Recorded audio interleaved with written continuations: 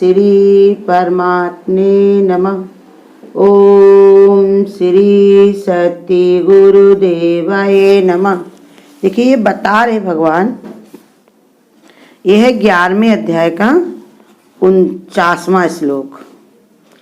इस प्रकार के मेरे इस विकराल रूप को देखकर तेरे को व्याकुलता न होने और मूढ़ भाव भी ना होवे और भय रहित प्रीति युक्त मन वाला तू मेरे इस शंख चक्र गदा पद्म किरीट पद्म सहित चतुर्भुज रूप को फिर से देख। भगवान कहते हैं कि देखो अर्जुन, तुम ये रूप देख करके मेरा जो विस्मित हो गए हो, बड़ा आश्चर्य में फंस गए हो, बड़ा ही घबरा गए हो, तो ये रूप मेरा जो देख करके तुम व्याकुल ना हो। हम तुमको जौन है मन तुम प्रीति हमसे करते हो, तुम्हारा मन हमसे प्रेम करता है, इसलिए हम तुमको शंख चक्र गदा पद्म सहित चतुर्भुज को फिर से हम दिखाएंगे। रूप भगवान ने जब पहले अर्जुन कृष्ण ने जो उनके मित्र जो थे साधारण मनुष्य की तरह, तो पहले उस रूप को भगवान ने अपना हटा करके चतुर्भुज रूप दिखाया। फिर उसके बाद उनको कैसा रूप दिखाया, ये जो है भगवान ने अपना विकराल रूप दिखाया था, जिसमें उनके मुंह से आग ही आग निकल रहे थे। तो वही बता रहे भगवान कि अब हम ये रूप को हटा करके, भगवान जब अर्जुन कहते ना भगवान से कि भगवान अपने वही सौम्य रूप में आ जाओ, तो भगवान कहते चलो हम इसको हटा करके और हम फिर से अपना वही रूप बना लेते हैं। कौन सा? चतुर्भुज रूप भगवान अपना बना लेते हैं। जिससे कैसे अर्जुन से भगवान कहते तुम हमसे प्रेम करते हो, तुमको हम बहुत डरवाएंगे नहीं, बहुत हम भय नहीं देंगे, क्योंकि हम अपने भक्त को परेशान नहीं करते। हम तो उनकी इच्छा के कारण ये रूप रखते हैं, लेकिन इसमें अगर परेशान होने लगे तो फिर क्या फायदा। तो इसलिए भगवान ने समझा रहे कि हम तुमको अभी ये रूप दिखा रहे हैं। अर्जुन के भय का त्याग करने के लिए कहते हैं भगवान, क्योंकि वो विराट रूप और सौम्य चतुर्भुज दोनों एक भगवान के ही रूप हैं।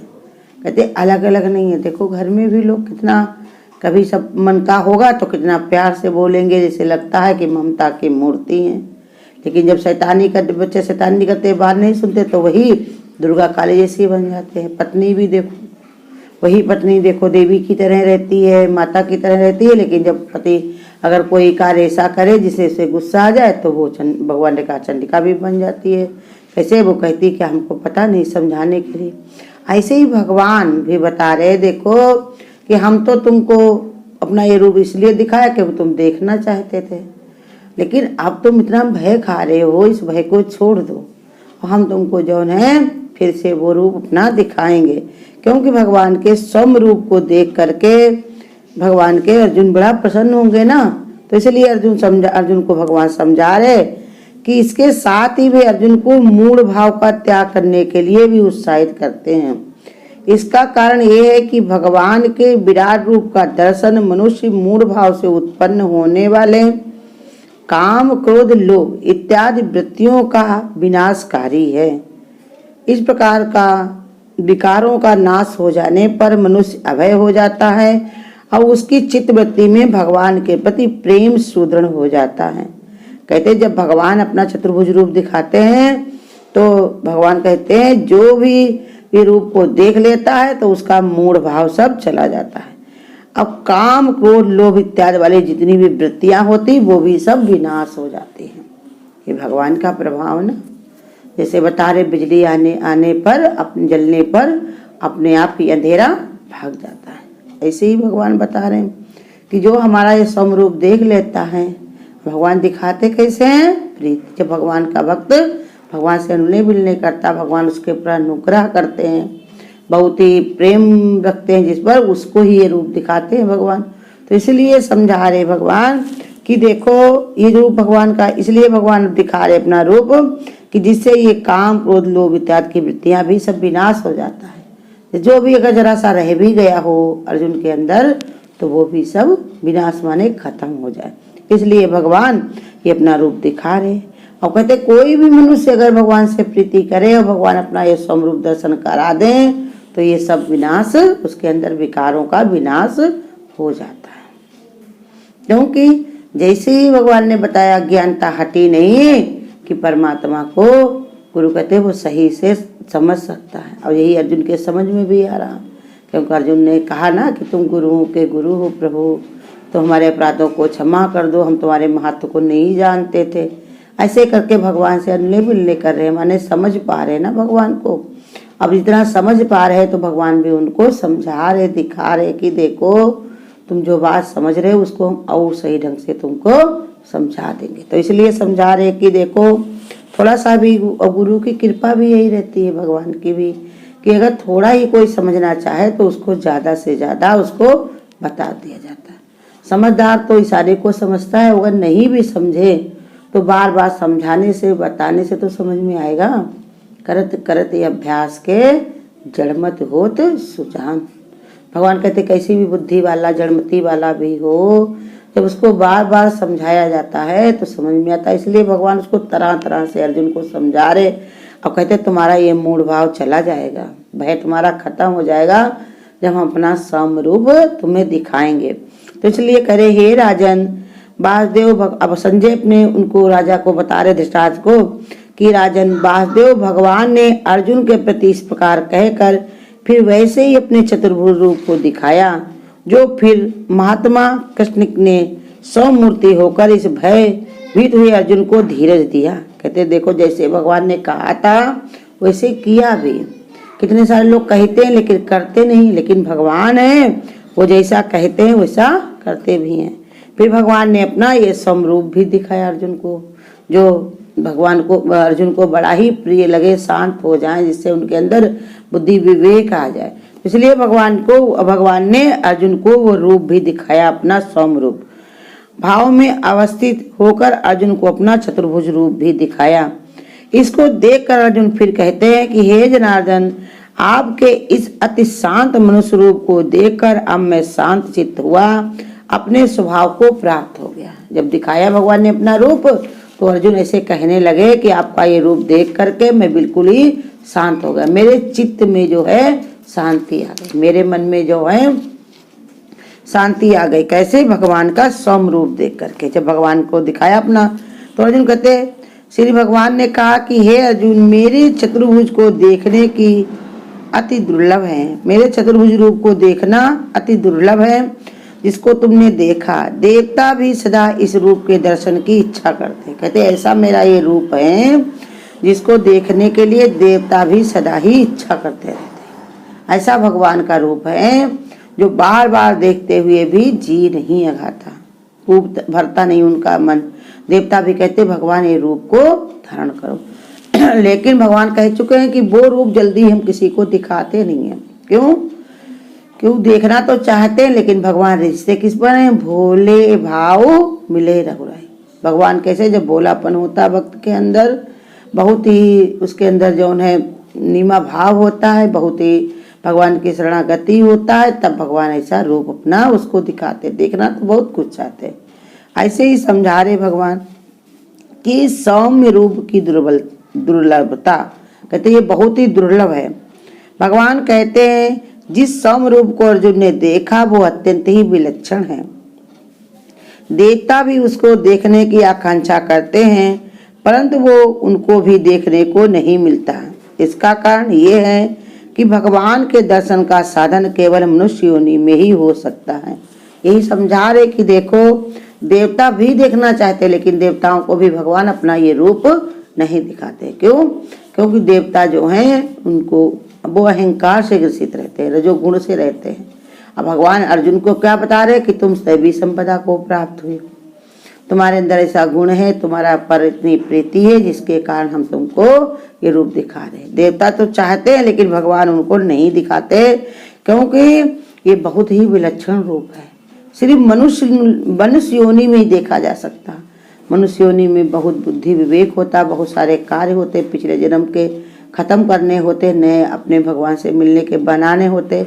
अब इतने होने पर भी इंसान को अगर भगवान की हर समय याद रहे, भगवान की शरणागति रहे, भगवान का चिंतन होता रहे, तो यही बहुत ही मुश्किल होता है। इसलिए भगवान कहते हैं कि हम मनुष्य को ही दिखाते हैं, सबको ये रूप अपना नहीं दिखाते हैं, क्योंकि ये बड़ा ही दुर्लभ रूप है। भगवान के दर्शन का साधन केवल मनुष्य योनि में ही हो सकता है, जिसमें कर्म करने का अधिकार है। शुभ कर्मों के सकाम भाव से संपादन से देव योनि की प्राप्ति होती है। जिसमें कर्म फल के भोग की प्रधानता ही रहती है। अशुभ कर्मों के संपादन से तियर्क अर्थात पशु पक्षी की योनि प्राप्त होती है, जिसमें कष्ट भोग की प्रधानता होती है। और मनुष्य योनि में निष्काम भाव से कर्म करने की स्वतंत्रता है। उसी से भगवान के समरूप के दर्शन हो सकते। कहते देखो कि अगर कोई शुभ कर्म करता है तो सकाम भाव होते हैं, उसको देव योनि प्राप्त हो जाती है। और भगवान ने बताया कोई जो तमोगुणी कार्य करता है तो उनको पशु पक्षी की योनि प्राप्त हो जाती है, इसमें कष्ट की ही प्रधानता है। लेकिन एक मनुष्य योनि जो बीच में ही योनि रहती है, उसमें ही कर्म करने की स्वतंत्रता होती है। जैसे कहा कि जो देवता भी हैं वो नए कर्म नहीं बना सकते, पहले के जो कर्म थे उनके उसके कारण उनको देव योनि मिल गई है। लेकिन अगर वो चाहे वहां पर तो कोई कर्म नए बना नहीं सकते, उनको ऐसा मौका नहीं मिलता है कि जिससे वो बुद्धि विवेक लगा करके अपना नए कर्म बनाए। और पशु पक्षी को बता रहे कि देखो पशु पक्षी जो अपने कष्ट में ही पड़े रहते, उनके पास बुद्धि विवेक भी नहीं होता है और अपने कष्ट में ही पड़े रहते, इसके कारण ही वो नए कर्म नहीं बना पाते हैं। सिर्फ मनुष्य योनि को ही ये दुर्लभ चीजें मिल सकती, दुर्लभ भगवान के दर्शन कर सकता है। और इंसान इतना ऐसा बेवकूफ है कि मनुष्य शरीर को पाकर के ही बौराता है, कहेगा हमरे बराबर कौन है। खाने को पीने को ये सब चीज़ सुविधा है, मेरे पास रुपया है, पैसा है, लड़का है, बच्चा है, सब कुछ है मेरे पास, तो इसको पा करके वही जो है बौरा जाता, पगलिया जाता है, बराबर कौन। और ये नहीं जानता ये सब किराए का है। कोठरी खाली करा दी जाएगी, जब तेरी डोली निकाली जाएगी, बिन मुहूर्त के उठा ली जाएगी।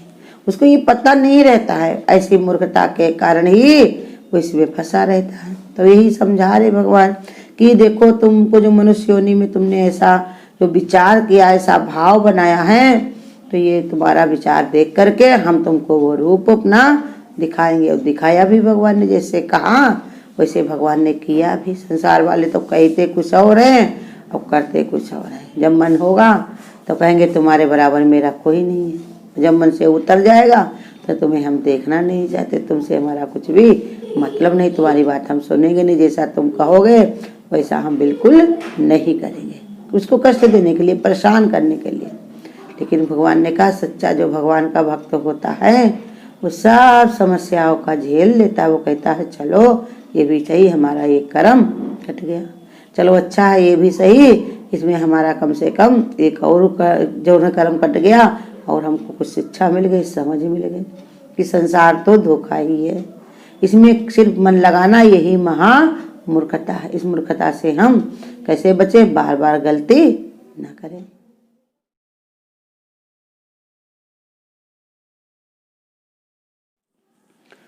कौन कहता है कि दीदार नहीं होता है, कौन कहता है कि दीदार नहीं होता है, आदमी खुद ही तलबगार नहीं होता है, आदमी खुद ही तलबगार नहीं होता है, कौन कहता है कि दीदार नहीं होता है, कौन कहता है कि दीदार नहीं होता है। तुम उसे प्यार करो वो न तुम्हें प्यार करे, तुम उसे प्यार करो वो न तुम्हें प्यार करे, बेखबर इतना तो करतार नहीं होता है, बेखबर इतना तो करतार नहीं होता है, आदमी खुद ही तलबगार नहीं होता है, कौन कहता है कि दीदार नहीं होता है, आदमी खुद ही तलबगार नहीं होता है।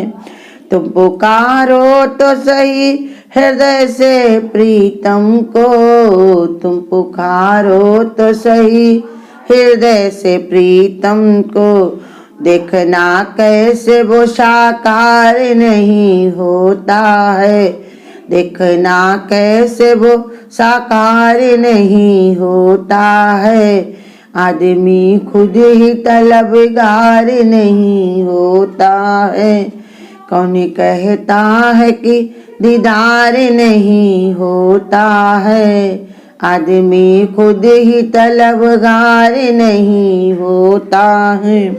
तुम जब तलक अपनी खुदी को नहीं मिटाते हो, तुम जब तलक अपनी खुदी को नहीं मिटाते हो, फिर भगवान का दीदार नहीं होता है, तभी भगवान का दीदार नहीं होता है, आदमी खुद ही तलबगार नहीं होता है। कौन कहता है कि दीदार नहीं होता है, आदमी खुद ही तलबगार नहीं होता है।